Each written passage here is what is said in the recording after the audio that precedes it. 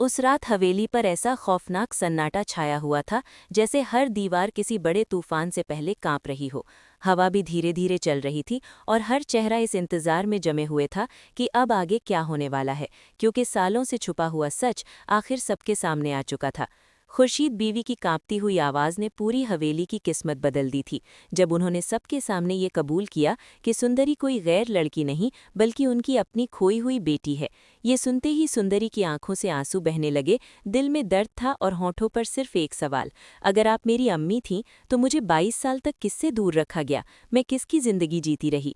खुर्शीद बीवी रोते हुए बताने लगती हैं कि कैसे जहादाद ने झूठ, लालच और साजिश से उनका घर तबाह कर दिया, आशिक अली को उनसे अलग कर दिया और उनकी नवजात बच्ची को उनसे छीन लिया।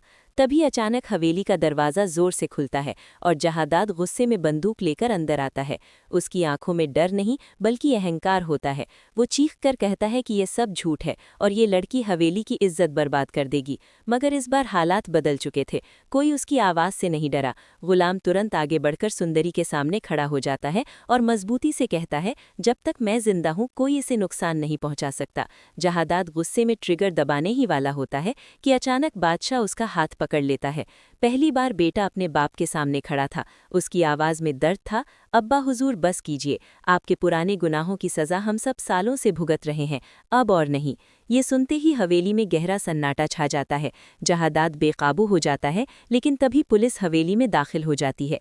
सबको पता चलता है कि लाजो अम्मा ने पहले ही सबूतों के साथ शिकायत दर्ज करवा दी थी। पुराने राज खुलने लगते हैं, ज़मीन हड़पने का सच, धोखे की कहानी और आशिक अली की मौत के पीछे छुपी साजिश सामने आ जाती है। और आखिरकार जहादाद के हाथों में हथकड़ी लग जाती है। उसका घमंड उसी हवेली के आंगन में टूट जाता है। खुर्शीद बीवी रोते हुए सुंदरी को गले लगा लेती हैं और कहती हैं, बेटी मुझे माफ़ कर दो, मैं तुम्हें बचा नहीं सकी। सुंदरी आंसुओं के बीच मुस्कुराकर कहती है, अम्मी गलती आपकी नहीं थी, किस्मत ने हमें अलग किया था। ये पल इतना जज्बाती होता है कि हवेली में मौजूद हर आंख नम हो जाती है। मगर कहानी का सबसे बड़ा इम्तिहान अभी बाकी था।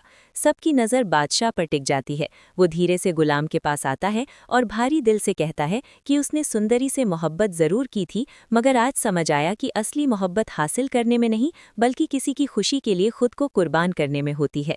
अगर सुंदरी की खुशी गुलाम के साथ है तो वो पीछे हटने को तैयार है। ये सुनकर गुलाम की आंखें भर आती हैं और सुंदरी पहली बार सुकून से मुस्कुरा देती है, जैसे उसकी जिंदगी से सालों का दर्द खत्म हो गया हो। कुछ महीनों बाद वही हवेली दिखाई देती है, मगर अब माहौल बदल चुका होता है। नफरत की जगह अपनापन आ चुका होता है। खुर्शीद बीवी सुकून से जी रही होती हैं और एक सादे मगर खुशियों से भरे समारोह में गुलाम और सुंदरी का निकाह हो जाता है।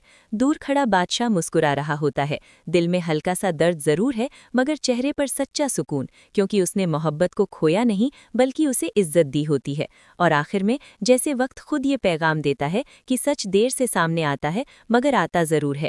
झूठ चाहे कितनी भी ताकतवर क्यों न लगे, उसका अंजाम हार ही होता है, क्योंकि रिश्ते जब सच और मोहब्बत से जुड़ते हैं तो टूटी हुई जिंदगी भी फिर से बस जाती है। और यही इस कहानी का असली सबक है कि नफरत इंसान को अकेला कर देती है, लेकिन सच और कुर्बानी इंसान को हमेशा अमर बना देती है।